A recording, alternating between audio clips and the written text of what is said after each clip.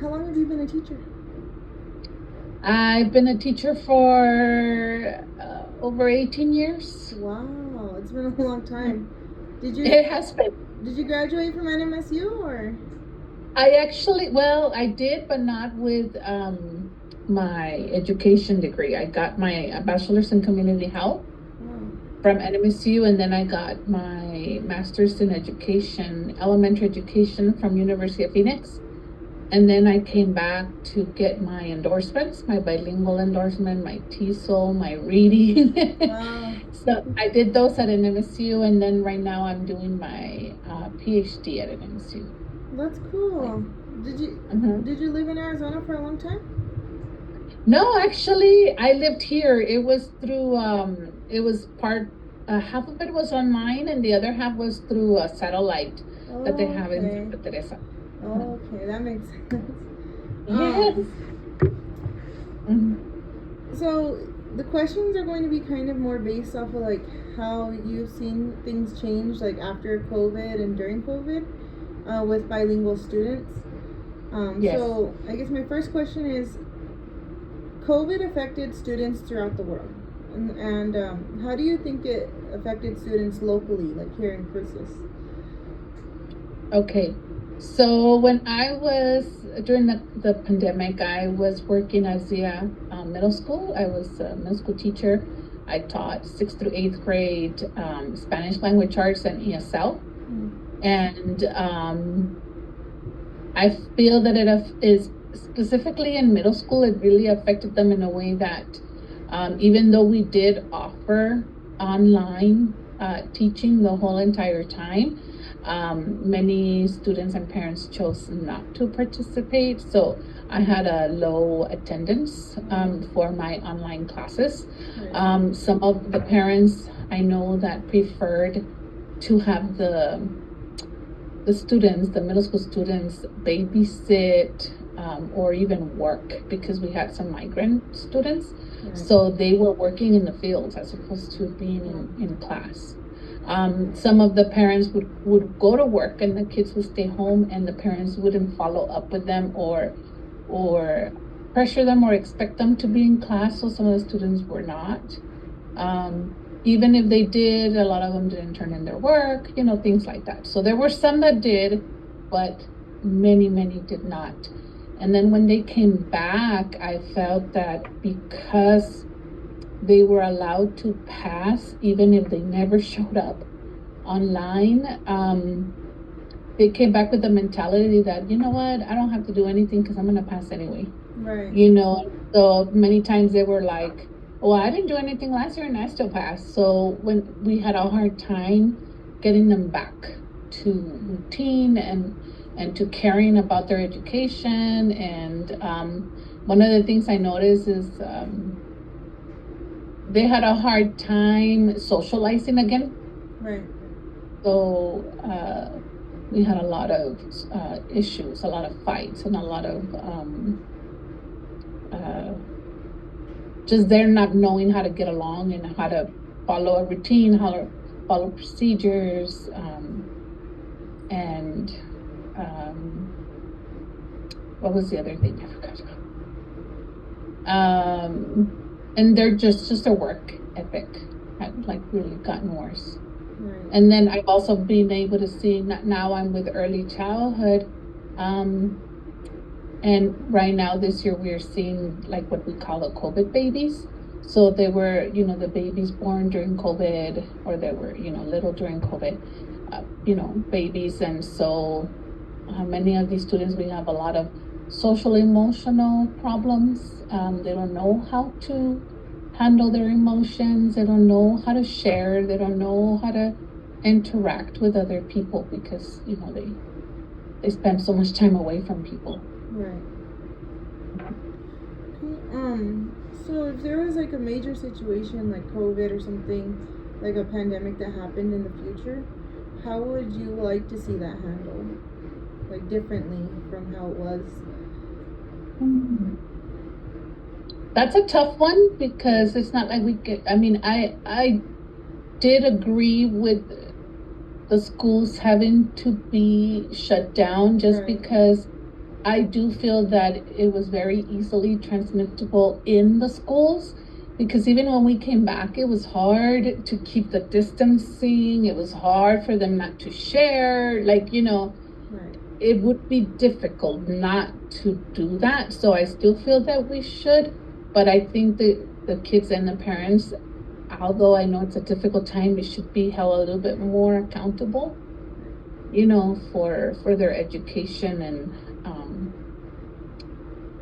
I mean, they were so much provided. They were provided iPads. They were provided even internet access. They were provided so much. And I honestly don't know. I just think they just need to be more accountable. I don't know. I did my part. I was there. I worked the whole time. So Right. yes. And then so last semester for one of my classes, I actually not mentored. I sat in like a bilingual like a classroom, and one thing that the teacher was telling me was that she was just saying that a lot of the kids that were little during COVID and that did the online school, they came back and they didn't know how to like spell, how to read, how to properly like punctuate sentences, and they didn't even know like to start with a capital letter and where to put periods at the end. Do you think that they should have held kids back that were affected by COVID just to help them keep up? Because I do know she was telling me that like you said, a lot of them they don't care because they know they're going to pass. So do you think schools should be stricter on holding kids back, or do you think that that would affect them more negatively? I think in the elementary level, they should not be held back, because I think it would affect them. It's not like it was under their control, what happened. But I do think the expectations need to be, like, we should expect them to be lower, and they should not be expected to be at grade level. Right. So it's kind of like, oh yeah, now we're behind, and we were behind before, we're more behind now. Well, it's expected. So I don't think we should be held, like us, the education system, should be so harsh on them, and they shouldn't be harsh on us, the teachers, because they're not meeting those expectations. Right. And we do have to change our mind frame. We can't expect them to be at a first grade level when they didn't get kinder. So we have to kind of backtrack. So it is difficult. In the middle school, I think it has to do with the fact of whether they made the effort or not. Right. Whether they were passed or not, because by that age, middle school and high school, they have a choice. And I know that some of them had to work, some of them had to take care of, siblings and things like that. But to some extent, we see the effort and they still didn't progress. That's different as opposed to the ones that never showed up because they didn't want to. Right. So there should be some kind of criteria. And as a bilingual education teacher, what areas would you like to see improvement on as far as like helping the students? Well, the majority of the issues that we have in bilingual is the lack of resources for bilingual students, and the lack of professional development, the lack of materials in their language, the correct, authentic kind of materials. And I think there needs to be more effort put in, like from the school district, the schools and the teachers. They need to put more effort. I've been a bilingual teacher for, always, and my struggle has always been that I'm the one who wants the bilingual to continue, but then everybody around me might not, and so it's a struggle for our little group of bilingual teachers to try to ensure that the students are getting what they need when we don't have the support. So I am part of a group called the Dual Language Think Tank with the Las Cruces Public Schools, so I know that we are working on that, and so we meet specifically for that, so that we can pinpoint what the issues are and how we can ensure that we have a better bilingual program for our students. Right. And then has COVID changed the way that you teach in the classroom? Yes, it does. It has changed because you've had to backtrack, and you have to fill in those gaps that they have before you can proceed.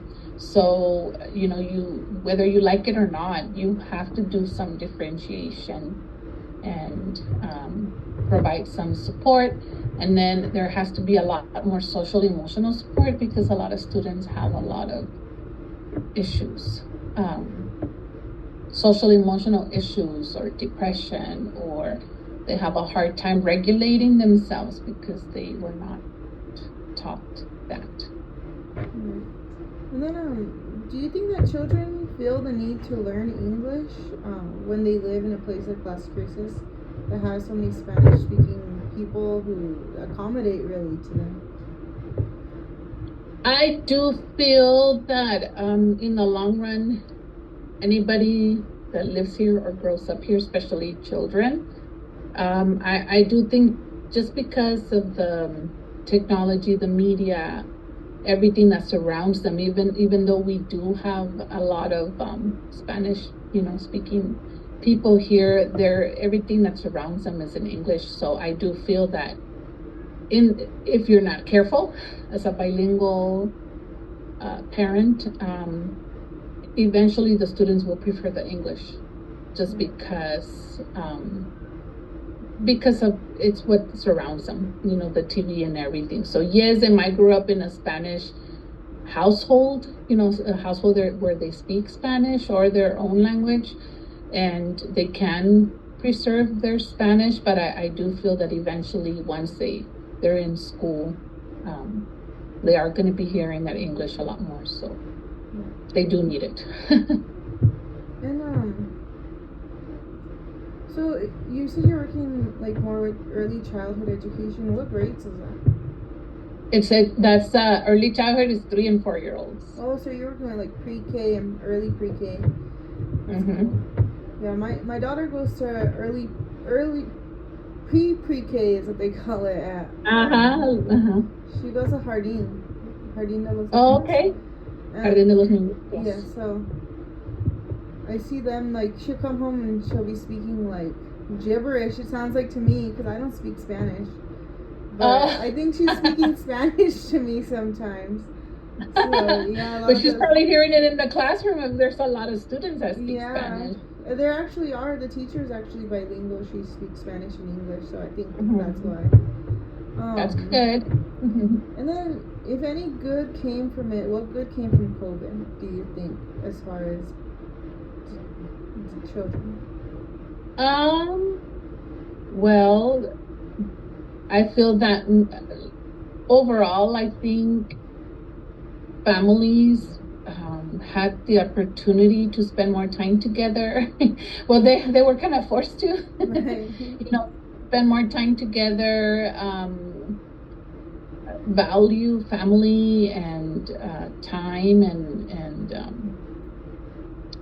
life more, I think, so maybe one of the reasons why they have such a hard time right now, like in early childhood, is because they were with their mom, their family all this time and not out, and so maybe that's why they're having a harder time transitioning.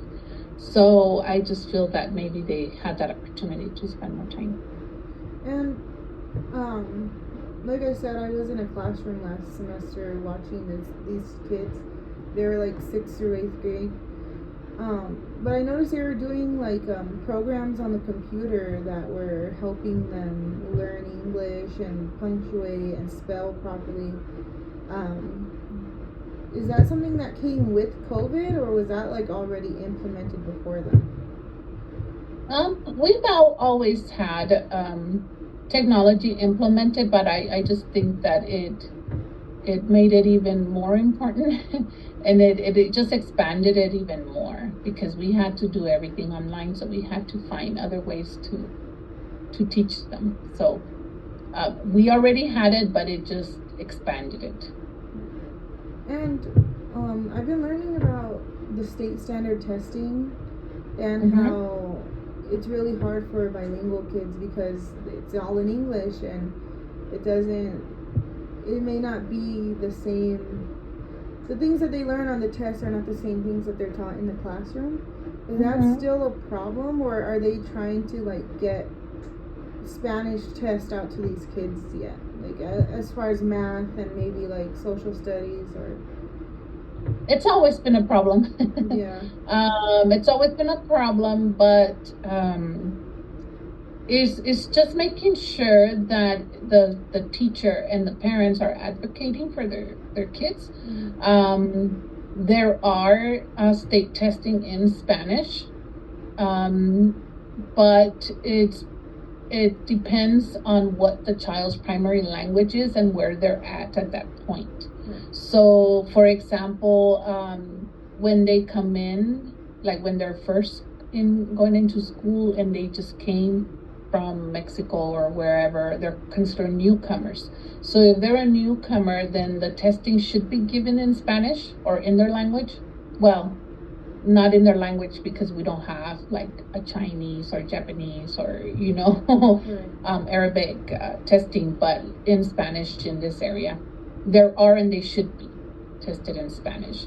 But they have, I believe it's a 3-year window where they'll continue to be tested in Spanish. And then after that, after the 2 years, they're not considered newcomers anymore. So then they'll start getting tested in English. And so it just depends on also whether they pass the WIDA test, which tests their language development. So that has a lot to do whether they're tested in English or in Spanish. But usually they get a 3-year window. And sometimes that's very difficult, especially like in middle school, if they're the first year. If we don't advocate for them, they will be tested in English. So I made sure when I was in middle school that, they were given the proper test. But I still agree that even if the test is in Spanish, the standardized testing I don't agree with because that is made who knows where by who knows who. They don't know our students. They don't know the culture. Many times they'll talk about going to the beach, and some of our students have never been to the beach. Things like that they haven't been exposed to. So I don't think it's necessarily accurate. Right. For them. Well, that's all my questions that I have today. Thank you for helping me and for participating in my interview. Mm-hmm. No problem. Well, thank you. Thank you. Have a good rest of your day. Thanks. You too. Good